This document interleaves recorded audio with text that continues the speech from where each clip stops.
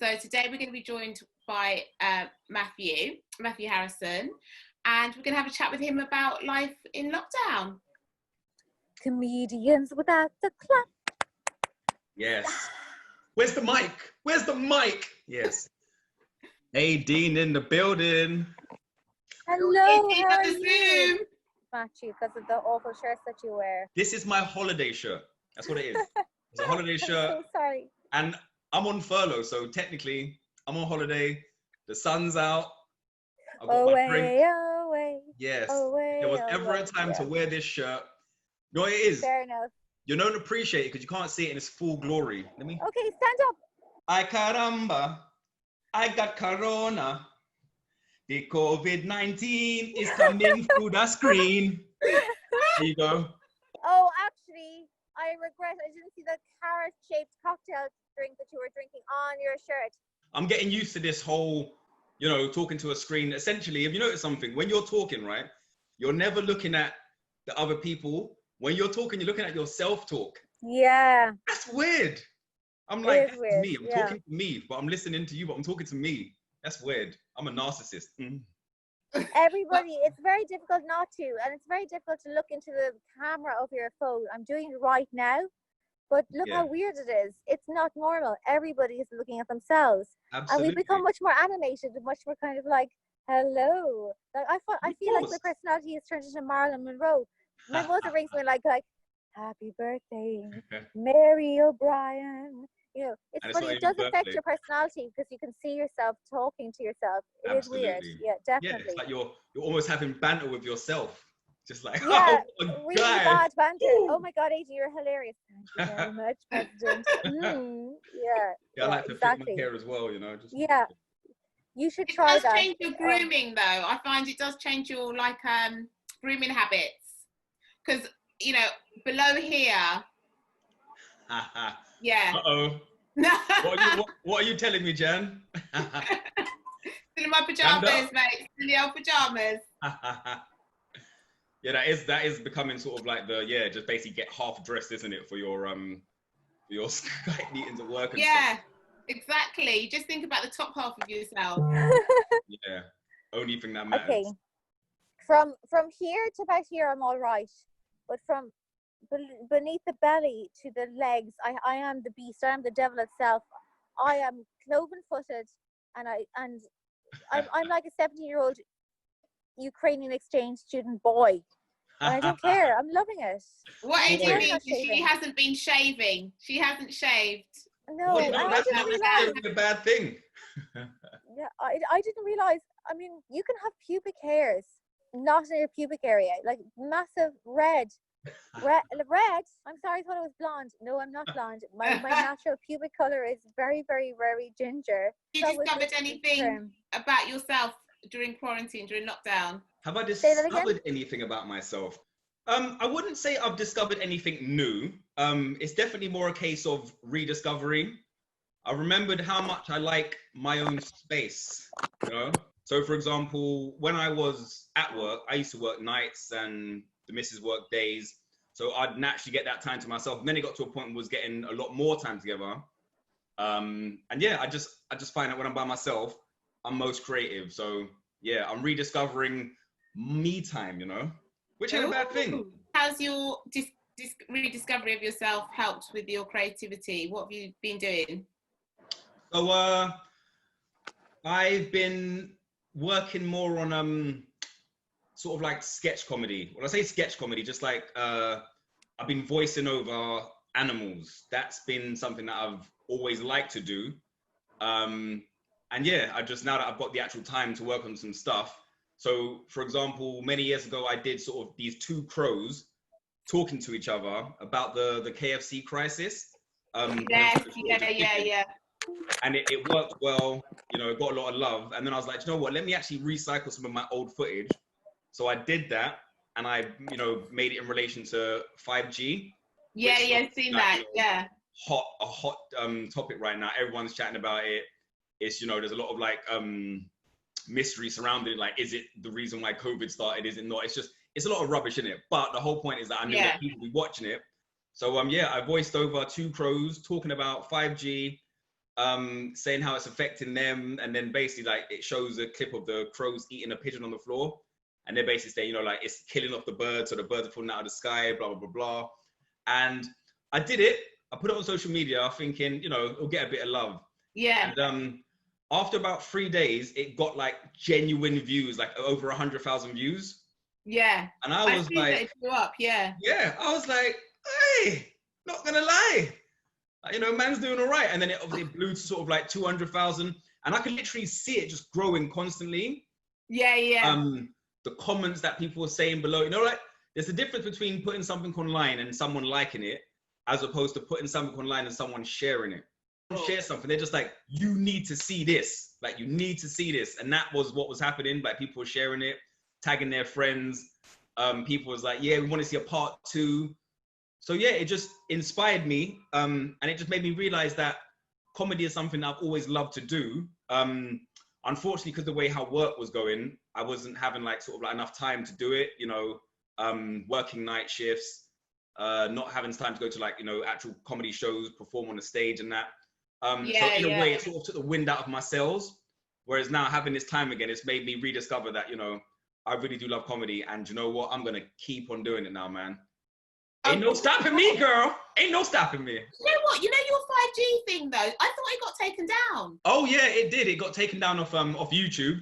And I'm guessing that was purely because of the title of the video. Thing. Yeah. I don't even think that somebody actually saw it. I think it was just the algorithm that just saw the word 5G, took it down. I wrote a letter. I tried to appeal it, and oh really? Yes, this is what you'll know about YouTube, right? What you may not know, sorry. They give you 15 words. 15 words to appeal. That's all you get. So I typed out this massive letter, like 2 pages of why I think my video should be put back up.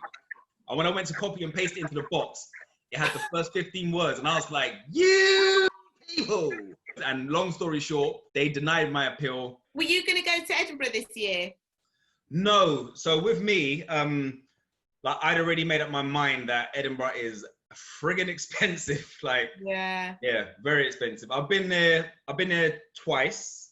So basically I've done 3 fringes in total. My first fringe was the Brighton one, which, as you know, is nowhere near as long or expensive as Edinburgh. Yeah. Or as hard. Yeah, exactly that. So we did that one for 3 days, and that one I did with do you know a girl called Robin Perkins? Yeah, I know Robin. Yeah. So I used to help her run her show in Clapham called The Laugh Train Home. I was sort of like I say helped. I put the chairs away, you know. That's what my job. Put the chairs away, put the chairs up, put the chairs away, whatever. But you know, that's what the guns are for. Pow! So yeah. Show the guns out. I needed the guns would have to come out. It's only a matter of time. Yeah, designate chair put away. That was my role. So so Robin basically said to me, you know, I can see your comedy's coming along. Would you like to do the Brighton Fringe with me? And I was like, hell yes! Like Robin Perkins, are you mad, bro? Yeah. So was brainstorming ideas of, you know, a name for a show, and in the end, the name just came to me almost like in a dream, like, you know, just like, oh. And the show was called Black Man and Robin. Spelled. Oh yes, I remember you did that. Yeah. And it was brilliant, you know. We had like, I think she had 35 minutes. I had like 15 because she was more professional. But yeah, it was a good experience, and it made me realize that I want to do more fringes. So yeah, I think it was maybe 2 years later, or maybe the following year, I then did the Edinburgh Fringe, but I did a freehander with with world famous Susie Steed and another guy called Tom Hazeldine, and we did a freehander show called A Girl with Two Dicks. That was fun. And do you know what I realized? When you've got a show with a name like that, it sells itself. Yeah. What time is your slot? So for that one there, we was 7:30. Okay, so it wasn't people weren't too drunk. What's that? People weren't too drunk. Well, no, exactly that. There was still, you know, compos mentis slightly. So, but I mean, there's positives and negatives to having a show at that time. You're obviously competing with, you know, the big names, you know, the famous names. But what did help us is that we was on the Cowgate, which is, for those that know Edinburgh, it's like the strip that's just extremely busy, you know, hundreds of shows along the Cowgate. And yeah, we just had a good spot. And like I say, we had 3 of us flyer in a show called A Girl with Two Dicks. And, you know, people walking past are just like, hey, man, you want to see a girl with 2 dicks? people sort of, you see them sort of like they're walking, they stop and they're like, oh, well, hello. So like people were like genuinely intrigued, and I think sometimes disappointed when they came to the show and found that there was not a girl with 2 dicks. Oh no! Yeah, it's just like, well, I didn't come to see People some crying. comedy. So but yeah, it worked really well. Like I say, we all had about 15 minutes each. We sort of rotated each night to see who like opened and closed and stuff like that. And yeah, once again, had fun doing it, man. Oh, And that's when I did you realized. do your own show last year, the year after that? Yeah.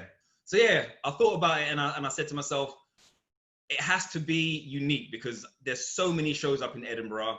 Yeah. You know, let's face it. A lot of people want to do comedy these days, don't they? You know, it's the way that, you know, society's going, where everybody kind of just wants to be known. They want to have some kind of importance and relevance, and comedy is a very easy way. Like, you know, how people sort of tell a joke in the pub to their friends and they'll be like, yeah, I could do that on a stage, mate, you know. So they do. Yeah. And obviously with comedy, you can always get those good gigs where the crowd's on board and you could be chatting shit, but you're going to get love. So yeah. so yeah, as a result, people sort of like do 3 gigs and then you go and do it like a whole Edinburgh show. And I'm like, you're doing a whole hour and you've been on stage 3 times, but they do it. But as a result, like I say, you're now competing with a lot of shows. Yeah. So you got to basically stand out. And because I'm not exactly like a big name, I had to do something to try and make myself stand out. So once again, I looked at myself and I was like, what can I use to sell this show? First of all, I use my body, naturally. Naturally. Yeah, naturally, you know. Cool. So I put myself on the flyer, basically like top half naked. And Oh, you have to show us. oh yeah, I wonder if I've actually got it on my phone. That was the show, Fuck Me Like Dry Vegetable. Is that you on the right? There was a lot of debate about that. Who is that? Who's that in the bed? But yeah, That is that a was very, Nick very Green good here. title. Fuck me like dry vegetables. which is Yes, dry and not vegetables like, most- that was the key. It wasn't like a dry vegetable. It was like dry vegetable. There's no A in there, and that Oh my was God. something that I revealed in the show. So yeah, that was the show. Fuck Me Like Dry Vegetable, and it was nothing to do with a dry vegetable. It was about my experience of working in a casino. Oh, nice, because I didn't see this show. I didn't get to see it. But I Yeah. heard it did really well. Oh yeah, absolutely. I've got see, the thing is, when you're up there by yourself and you don't have a team around you, it's very hard to get sort of like reviews and stuff like that. I mean, I got 1 review. It got 4 stars, and it was actually by someone who's quite well known. So yeah, so it But did yeah. well. Yeah, it did really well. There was, you know, I did every single day apart from the one day in Edinburgh where they take a rest. It's like a mid-month Wednesday. But the name is, once again, it all comes down to the market. You got to think to yourself, you have to stand out. So like I said, nakedness combined with fuck me like dry vegetable, you know, Yeah. aubergine, which is, you know, the sex plant emoji. Everybody knows that. So it all just ties in. And yeah, you know, I had the energy, like, because it's your own baby, it's precious to me. I was out there all day flyering every day, you know, whatever it took, I was doing it. I was flirting with guys and girls and everything, boy. I was just like, yeah, Question, Matt. yes. Okay. So this is my dilemma, right? I've met a lovely guy. I really, really like him. He's really, Okay. really nice. He's only 14 years older than me. Older than acceptable. you. 14, not 40, 14. Okay. But I've heard him use the term half caste a few times in general conversation. Now, he's talking about his own son. So he describes his own children as half caste. And because in my instinct, I'm like, half caste, you can't say that. I should break up with you. But everything else in me says, he's been really good to me. He's been really nice. Exactly. What should I do? Dilemma. Yeah, the old half caste there.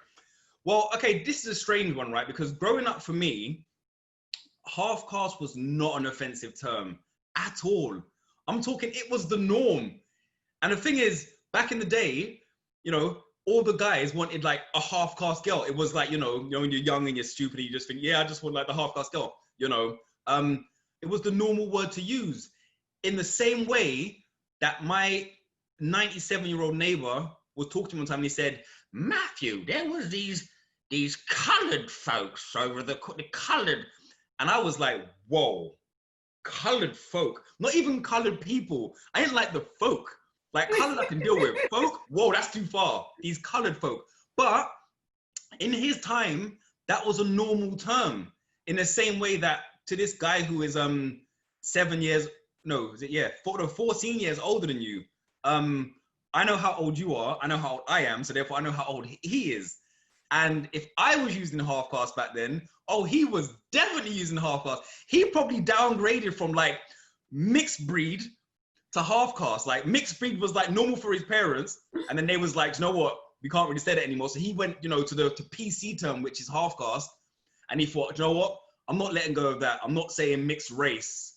So yeah, he's stuck in the half caste time. You're probably mixed race time.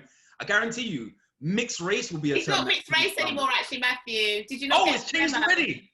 When did that happen? It's not mixed race anymore. What is it now, Jan? What is it now? Biracial. But I think we're biracial. They might as well just say beige and call it a day. Just beige. You can't be offended by a color. You got black, you got white. What about those people that don't see color, Matthew? Oh, we all see color. All them people that are just like, I don't see color. No, everybody sees color. Well, I think the bottom line is, Matthew, you're saying stay with your man, stand by your man. Absolutely. Stand by your man. Yes, I don't think he's trying to be offensive. It was just what was considered normal at his time, and I'm not trying to excuse anybody's behavior because it's of a certain time, but just have a bit of understanding that things do change, and sometimes it's hard to keep up with all the changes, especially nowadays with the level of change. Because of the internet now, things have changed more now, faster before than in any other point in history. So yeah, one day you can say a word, next day it might be, no, illegal. So yeah. Wait, I'm just curious. Is he black or is his wife black, or what's the dynamic? Ex-wife is black. He's white. Yeah. Well, that changes everything. You better find another word, motherfucker. I'm joking. Okay. My advice is still the same. Wow, this is great. Damn word. Mata said I should break up with my boyfriend because he's saying half-caste. That's really good advice. There you go. Leave his ass. No, I'm joking. Leave his ass. Yeah, the wheel. We'll play the wheel of quarantine. So can you see that? Yes. Okay, I'll spin the wheel and we'll see who it lands on. Do you know your politicians? I don't know is that at the bottom? Is that who I think it is? No, is that Diane Abbott? Yeah. Okay, that's just a very strange picture. They're not meant to be complimentary pictures, to be fair. I mean, funny enough, that actually looks more like the guy from the Halifax advert with a wig. It does. That's Howard, boy. Land on Sturgeon. I don't know. Who's it on? Oh, he is Sturgeon. All right. So what's the game? Snog, social distance, or quarantine? Snog, social distance, or quarantine? Yeah. She's quite a hard woman. She's gotta watch my words here. She's quite a hard woman, but I like that in a woman. I like a woman that can give as good as she can take, If I bend Sturgeon over, I'd want her to back it up. I don't want her falling forward being like, no, I've got politics to do. I want someone who can back it up and give us, what do you think you're doing? You can't handle this, pussy. That's what I kind of want. So I'm definitely going to quarantine. Best Irish accent ever. You know what? Scottish is the hardest accent to do. There's only one thing that you can say in a Scottish accent that's easy to do, which is Spice Girls. And do you know how you do it? You say space ghettos in an American accent. Space ghettos. Space ghettos. Why Space ghettos. You hear it? It sounds Scottish? Space ghettos. That's Scottish. Anyway, Nicola Sturgeon, lockdown, quarantine, mask on, wax that. So yeah. Mask on, I love it. Mask on. I'm gonna say that was a good I'm honest. I like to keep it honest. I'm not gonna lie. She's a hot woman. Look at her. She keeps herself well. How old is she? What? 60, 70? Not that old. Learn a lot from a mature woman, I believe. I don't want to sit there and try and be explaining what I'm doing to a woman. Like, oh yeah, what I'm gonna do right. No, I don't want to. No explanation needed. I want you to just know what's going on. Boom, mask on, and yeah. Anyway, what's next? We got it. Well, actually, AD, we were looking at Boris's hair. You know, He all has the- hair. He Lucky. has got hair, but we were thinking, what if he had different hair? Oh no! What I want you to do is go Yeah, outside, leave but don't. But go outside, but don't. I think it works. I think you'd look half decent with that kind of hair. Boris as well with an afro. Oh, hell yeah. Go, brother. Get inside your blood clot yard, no man. You got any predictions for us? Predictions. Yeah, so what I think will happen is, as you know, quarantine started about, what, 3 months ago? March 23rd. In 6 months' time, there's going to be a hell of a lot of friggin' corona babies. And we all know this. Because right In now... 6 months. Whoa, 3 months plus the 6 months from now. So yeah, that's 9 months in total. Okay, yeah, fair play. So you're gonna have a lot of these ugly babies posted on Facebook, as people do. Because let's face it, no newborn is cute. Babies don't come out cute. They come out ugly and helpless. Matthew, will we be talking about your corona baby? That's the question. That's a question you have to ask Sturgeon. No corona baby for me, I'm afraid. Yes. When we asked Sturgeon, do you think she will call the baby mixed race or half caste? I don't think you want to know what Sturgeon would call that baby, mate. She might lose her seat. So yeah, in 6 months' time, you're gonna have a lot of like I say, there's probably gonna be some friggin' new app, because let's face it, you know, TikTok can't last forever. That shit has to crumble eventually. And what better way to, you know, defeat it with some baby app where everybody's just like uploading pictures of their babies sucking nipples and just vomiting, and the whole world's gonna go mad. Like, oh my god, my little corona baby just dribbling on his nipple.